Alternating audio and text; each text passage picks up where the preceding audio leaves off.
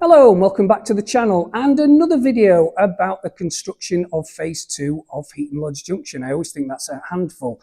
Anyway, what can I say? I am overwhelmed by the show of support I got last week after that video. I wasn't at my best ed last week, I must say, but it was so kind, and all of you that took the time to write comments and messages of support, really grateful to you, because it makes such a huge difference. And I've said many times before that these videos work both ways. Hopefully I can entertain you guys with this crazy project, at the same time maybe give you some hints and tips along the way, but it really does inspire me to crack on, set myself goals and targets and all the rest of it. So once again, I really appreciate it. Thanks ever so much.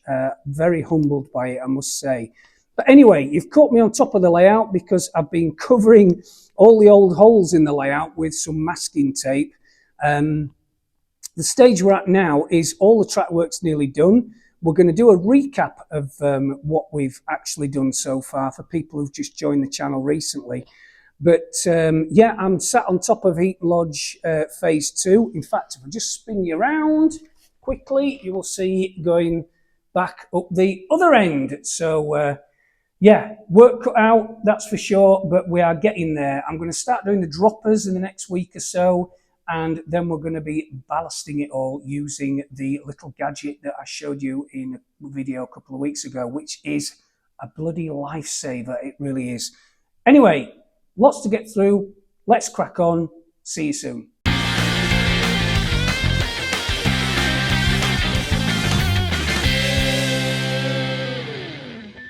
So for those of you that have just joined the channel recently, I just want to show you in its entirety the extension, which was the fiddle yard, of course, which is now becoming the marshalling yard. And this part that we're looking at now is the station.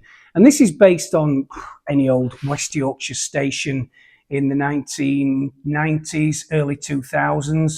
The two bridges there obviously take the track round to Heaton Lodge phase 1, which a lot of you will seen before, but if I just pan round, you will see that the whole station's built on a really nice 30 and 40 degree curve with super elevated track, which once ballasted will look really good.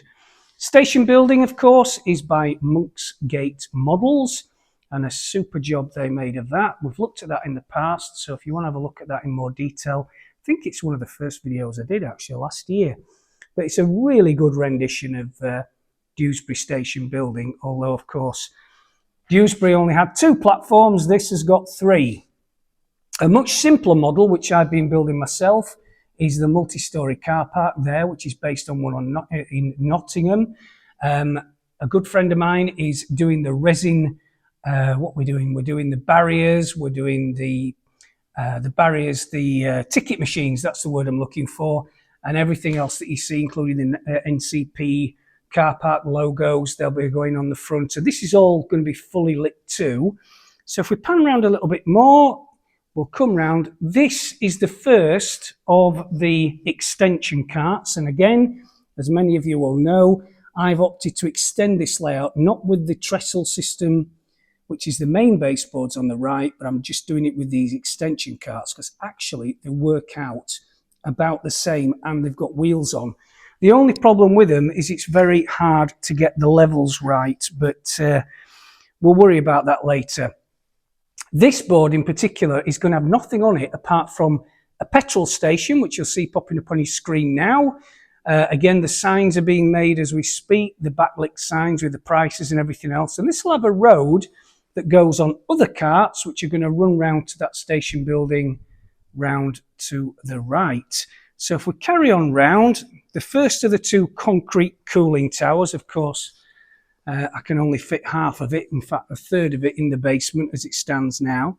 And then the power station building is at the other side. Now, Tim and I have decided to knock this one down. I learnt a lot by this one. It's kind of phase 1 of the turbine house, but there's a few things I'm not happy with it about. So we're going to knock it down and we're going to build one that's a little bit smaller. In fact, this is real scale size, but for some reason it just looks too big, but it really is scale size. But I think what's going to be better if we just reduce the size a little bit, We're going to add loads of details like resin walkways, ventilators. There's tons of other stuff going to be on that building. So yeah, that's for the future. But we'll just pan around this cooling tower. And here we have the start of all the MGR sidings on the left, which is for track 4. That's the outer track. And you can see right in the distance those big, gantries, the lighting gantries by railway laser lines.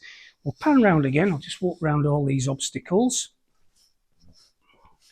Here we go. This is the diorama that we've touched on before. In fact, no, it's not. It's here. So the diorama's here. We're going to be working on that in a few minutes, actually. Those are the ponds that we did the other week. I'm just going to be doing this bit just to Heaton Lodge Phase 1 standards, just to show you all the different techniques that I employ. But you can see the length of that, and we're only about, God, I don't think we're even a third of the way down at the minute. So lots more track work. We'll have a wander down.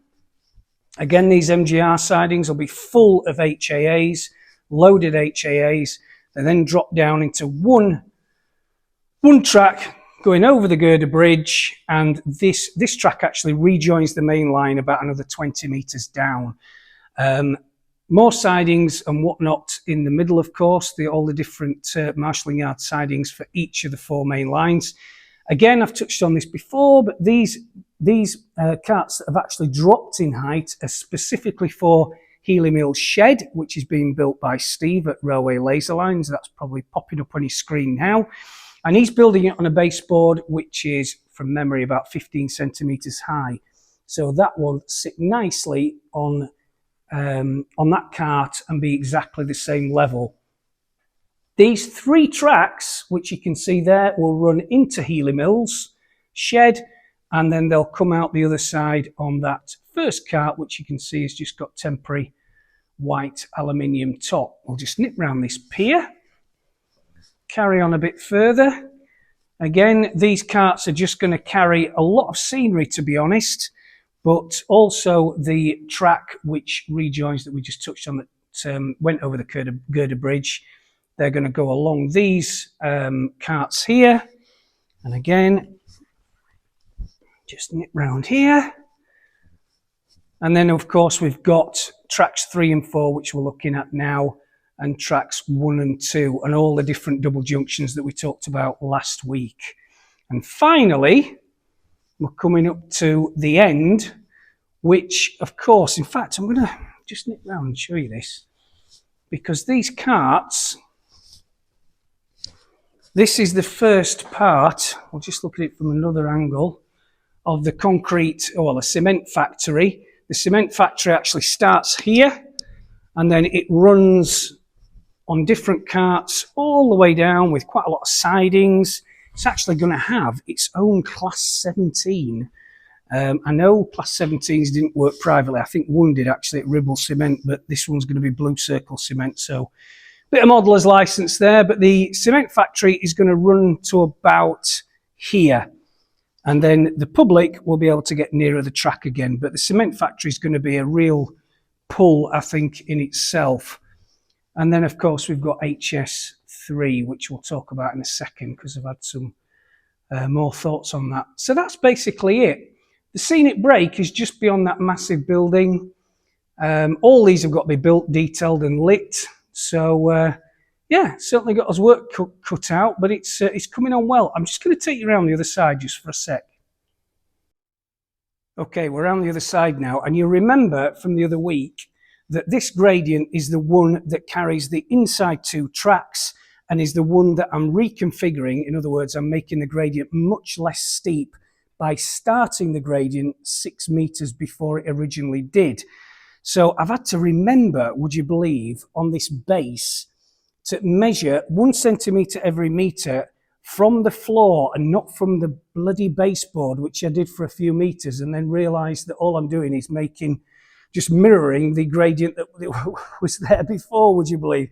Anyway, I soon found out my mistake, and this has risen about 6 or 8 centimetres already, and this will join with the other gradient. This is the really steep gradient that all these freight trains stalled on. which is all been, the track's been taken up now, and this will join with this section here. Again, I've just taken all the track up here, scrubbed it all down with a sander. This scenic brake's going to go too, and then it will all mean that we can get some massive 66s, tugs, 60s, what have you, 37s, double headers with huge freight trains up this incline, which we couldn't before. So there we go. So progress since last week, I've just taken that a little bit further. What else have I done? Quite a few things, but I'll just want to talk about HS3 for a second, because we've had a bit of a think about this, me and Tim Horn from Tim Horn Baseboards and Steve from Railway Laser Line. So let me bring you up to date with HS3.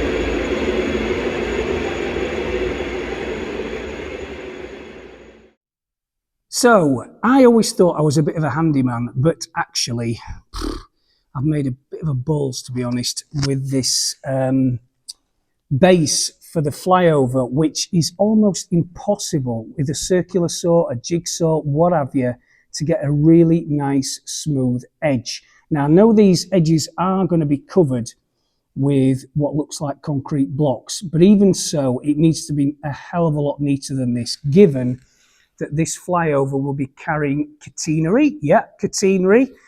Non-working, of course, but it will be carrying catenary and it needs to look good. So Steve at Railway Laser Lines, bless him, has sent me what he thinks is a much better idea.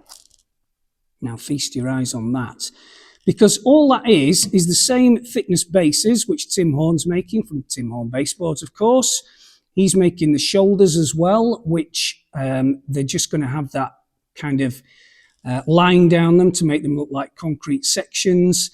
And then Steve from Railway Laser Lines is going to be making these sides and the fences, which are just going to super glue onto those abutments, and the whole thing should look really, really nice. In fact, that's a real super effort. So if you can imagine, this should look really, really good when it meets all these girder bridges and the line flies over the marshalling yard a bit further down, probably about 20 metres down, and then disappears on the left through the back seam. And then it will come back round, as I said last week, behind me, and it will join just here again. So there we go.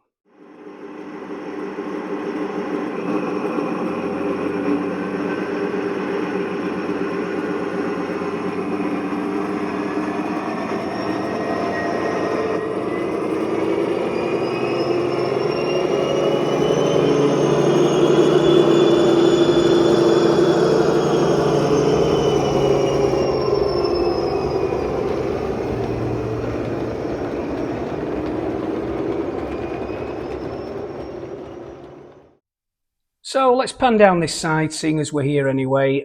We talked about these junctions last week, I think it was. and how they are for the different routes that tracks 3 and 4 take, the outer route and the inner route, and obviously the two concrete ones on the right are from tracks 1 and 2. So we'll just pan round again. Again, this is for people who've just joined the channel recently. We've got our nice little radio controlled vehicles there. And all the track work, bar the stuff on the extension trolleys, is, yeah, just about done really now. So that is why I have cleared everything off these baseboards, all those HAAs that was here. I think there was about 450 of them. There is actually 600 altogether, would you believe, HAA? So that's plenty of coal anyway. So all the HAs are now off the layout because I'm going to be preparing all this for ballasting and for droppers. Well, the droppers are going to go in first. The ballasting will obviously be done straight after.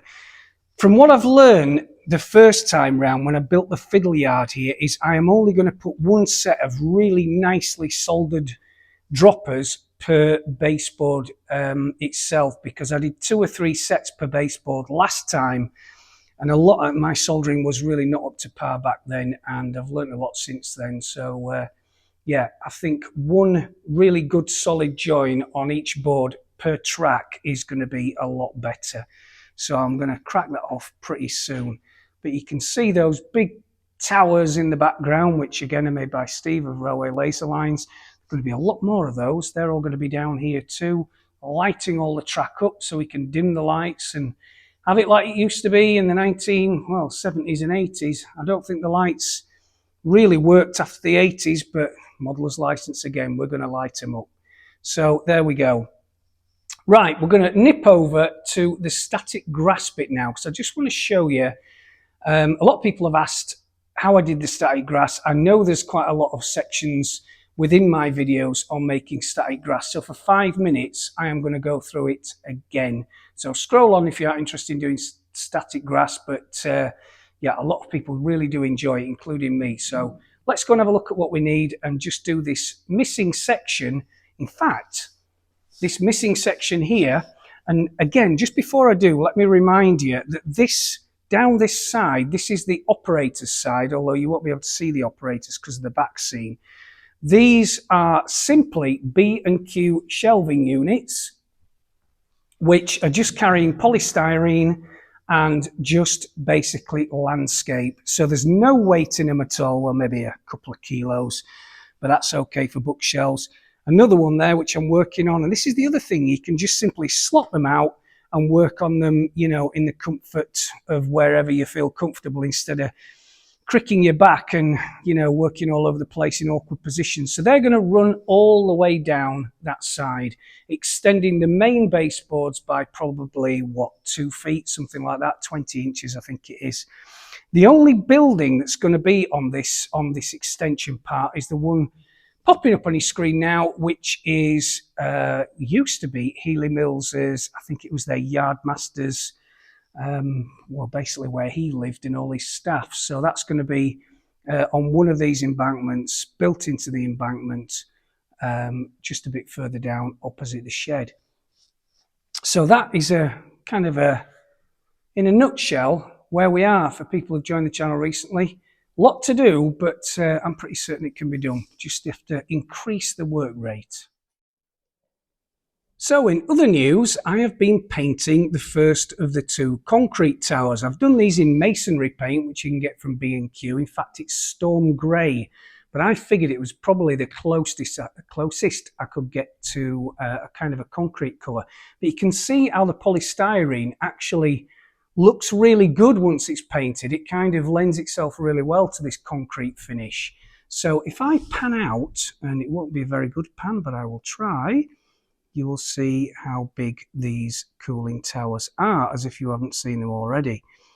So I'll just pan down, and there's some Earth Blend Woodland Scenics at the bottom, a jar of it, or a tub. And that is Fred Dibner at the very top. I don't know how he's going to get down because he's only got about a foot or probably 10 feet of ladders. But I just wanted to show you that for scale size. Again, I think we've cracked it with the colour. That's looking really good. There's a lot of weathering to do. And of course, there's the lattice sections at the bottom that it sits on. they're to be assembled on this particular one. The resin walkways, which are going to go around some of the bottom, but this will all sit on its own cart, steel cart, and it'll be trundled onto the back of a truck. But these will only obviously be on top of the layout in their entirety when it goes to other locations, because as you can see by the roof height, it's just not tall enough in here.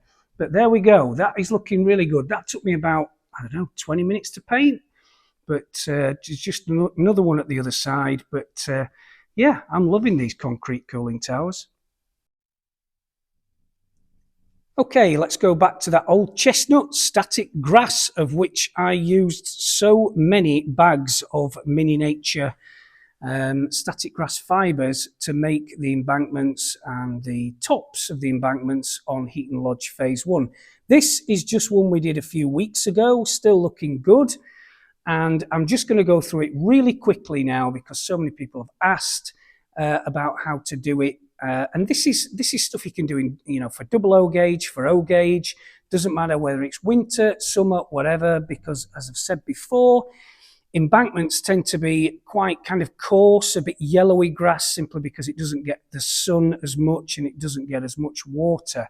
So this is really meant to be some sort of kind of autumn winter grass, but it will look just as good in a summer layout in whatever gauge you're working in. And I might just say as well that I took months finding out the kind of formula to make all the grass that I wanted to make on Heaton Lodge Phase 1. And in the end, it just came down to 2 static grass fibre shades from the same manufacturer, Mini Nature, which is a German company. And I think you can buy their, well, you can buy their static grass over here too. The main thing is to get the base right. And moving on to the base, what I've used, of course, is just polystyrene. We'll just nip over to this one, which I've not done yet. You can see it's just 3 layers of thick 2-inch polystyrene cut with a hot knife into a kind of just a rendition of an embankment. And all I've done is just spread some filler, which you can get big tubs of it at B&Q and Wickes. And this is the magic ingredient. Then I have got some pebbles, and I've stuck the pebbles into the filler, which makes the base for all the tufts you can see on the finished article next to it. So basically you need some pebbles from Wickes or B&Q or from your driveway, anywhere you can nick them really. You need some filler, some polystyrene, and you just press the pebbles into the wet filler. Once the filler has actually dried, you just need to paint it in earth colour, and this is just a standard emulsion earth colour from B&Q. So the ingredients, we'll just go through them quickly. We've just got bog standard PVA glue, cheap stuff, just in a knock jar, but it's just basically PVA from B&Q. The thicker the better, to be honest. We've got the 2 shades of Mini Nature that I've static grass that I've already told you about, which is late fall, and it is, from what I remember, I can't remember now, it's like the straw shade. I'll find it when I'm editing this video and put it up. But basically there's 2 shades of Mini Nature. They're popping up on your screen now. We need some matte varnish, which is clear matte varnish. You can get that online. That's Rust-Oleum crystal clear matte varnish.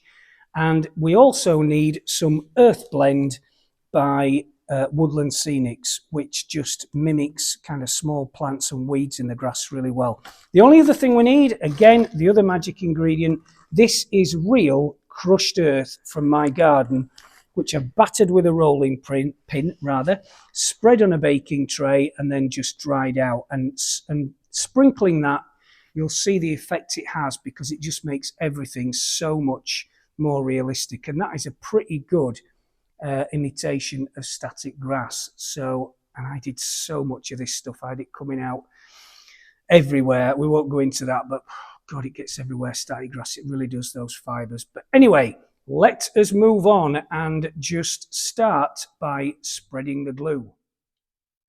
Okay, so we're just going to start. We're going to pretend that we've actually put the, the pebbles into the filler. And then we're just going to daub on the thick, gooey PVA glue. Again, the thicker the better. I don't use any of these layering glues or whatever. To me, they're just PVA that's reconstituted, rebranded, and then double in price. We're just going to spread that on. Don't worry if it's too thick. We'll just do this little section here so we don't get too repetitive. So that is stage one. In fact, no, I've got my little earth screw there, which the glue, in my view, does need to touch. I know there's a lot of people in the comments when I do static grass say, you don't need that earth pin in the glue. You might not, but for some reason, it kind of just works for me. So this earth pin here that I'm pointing to is just a screw, and I'm going to attach the earth leads from the applicator to it in 1 second. So, moving on, we will just, again, attach this little crocodile clip to the screw. And it doesn't matter which static grass applicator you use, there's so many of them. We've got the we've got the 2 blends of static grass in here already. And we're just going to go over this bit that we've already done.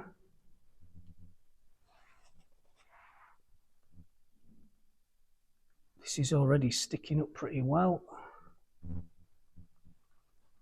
And you can see it's covering those little tussocks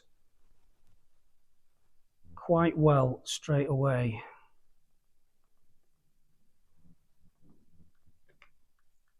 Right, that's actually not bad. I think we're going to be running out of static grass fibres in a second. Okay, so that's the first layer. Then we're going to sprinkle this, clods of earth, which I've just scrunched up onto the glue. I've said it so many times before, but this stuff fills the gaps between those static grass fibres. So what you find is that it just gives that matte appearance. Somebody told me once that, you know, grass would look really weird if it didn't have earth underneath it, but you never notice the earth because obviously you only see it from between 4 and 6 foot. So let's chuck some of that in there. Honestly, it doesn't matter how much of this you put in because a lot of it's going to be covered. In fact, the more you put on, it's not like you can't get loads of it. The better it looks. So look at that already, and that's only with 1. There we go. This is probably a little bit too, what's the word? Probably haven't scrunched it up, it's sieved it enough. But never mind. So for the second layer, we're going to use the matte varnish. Like so. Again, standard matte varnish. You get these layering sprays. I'm sure it's all the same thing, just all rebranded, but I might be wrong. I stand corrected if so, but I'm just going to fill the static grass applicator again. Spraying everywhere. Oh God, I've got a shock then. I'm just going to press that into the glue. Press it down again. And this is our second layer. And you can see already what a difference it's making. I'm just going to do this edge, or this side, to the left of that pin. Yeah, look at that. Awesome. Right, let's just take that out. Bit more of our earth, where that pin was. Literally, how long's this taken? About 3-4 minutes, I don't know. But you can get through loads of this really easy. And again, doesn't matter what gauge you're modelling in, it looks good in any gauge, these 2 shades, because they're just great colours and they're not too bright. I mean, it's the biggest, what's the word, cliche in the book, in it, bright green grass rather. Bit more matte varnish. You can see I'm just spraying it at an angle to get the fibres to stand up. And then what am I going to do? I'm going to put some of this earth blend, blended turf, sprinkle a bit of that on the top. Not all over, but just in sections. And there you go. Once that's dry, what's that taking us? Just a few minutes. That looks absolutely brilliant. And that's how I did the really phase 1 of Heaton Lodge. You can see this bit here has only had one layer, but it still looks pretty good. It just looks like, don't know, the grass hasn't got any water for ages and no sunlight. This one a bit more lush, but it's the shade I like. I really do like that shade. So there we go. I'm going to leave it at that because I think that's enough to cover. The ingredients are popping up or have popped up already on your screen. You can imitate that, and you can do that static grass over any sort of coverage that you've already got on your layout. So if you've got the old flock type or static grass that you've never been pleased with, you can just daub the PVA all over the top of your old static grass and start again, because it'll only add to it, will the depth. So hope that helps, and there we go.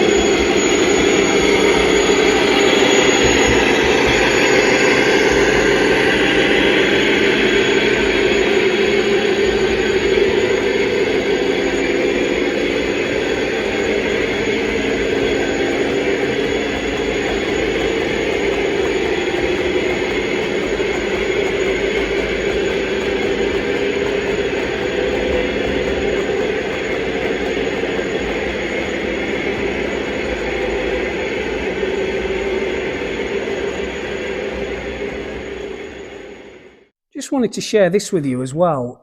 Now, one of the problems I have on Heaton Lodge is When you're running huge freight trains in O-gauge, you've got massive amount of weight, probably about 20 kilos in a 36 rake of MGR or HAA wagons.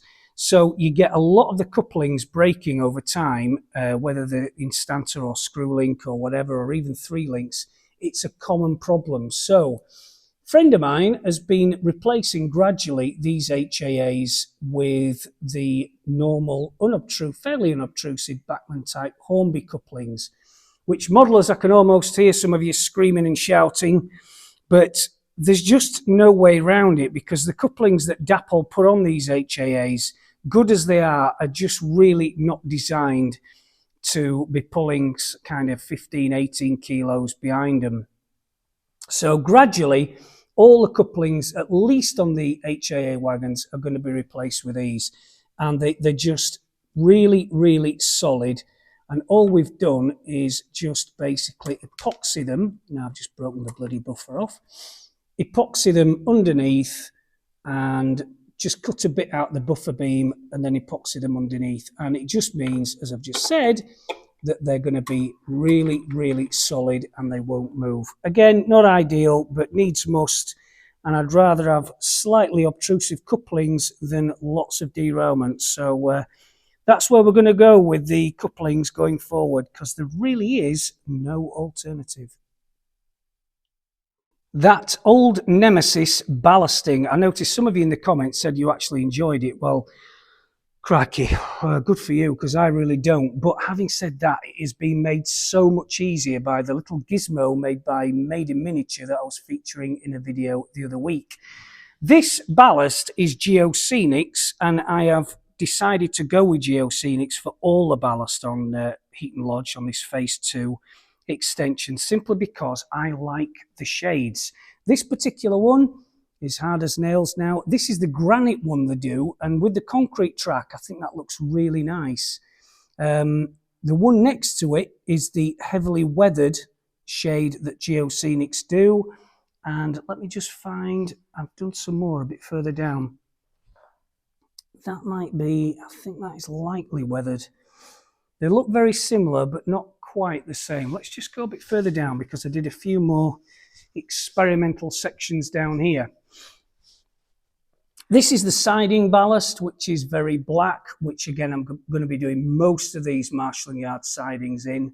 And we've got, what have we got here? We've got the, is this the limestone? Do you know what? I should have read up on this before I did this video. But there's the granite again. And then we've got, yeah, the limestone is this here, which again looks really nice with the concrete.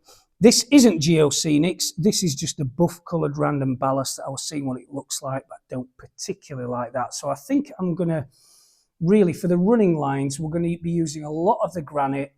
We're going to be using a lot of the heavily weathered and the limestone, and the sidings are all going to be in this kind of very much darker. You can see a pic of Healy Mills coming up now, which you can see how dark all the sidings are, and it's just because so much oil and brake dust and whatnot. So yeah, all these sidings are going to be done in that, I think. Just with copious droppings of oil and everything else. But don't forget, there's going to be loads and loads of buildings on here too, all lit, which should look really, really good. And of course, the concrete factory, cement factory down there, and various other buildings too. So yeah, that is an update for you.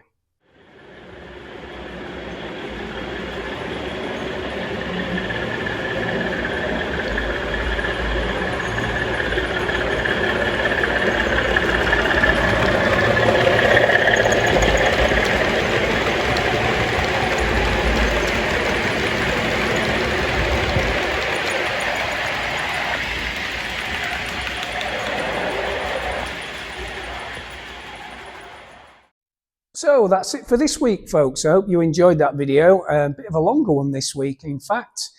Next week, lots planned, including a trip down to Shepperton Studios, where I'm going to be picking up loads of resin parts for the concrete factory or the cement factory. So have a good weekend. Thanks again for all your support. It's really appreciated, and I'll see you next week.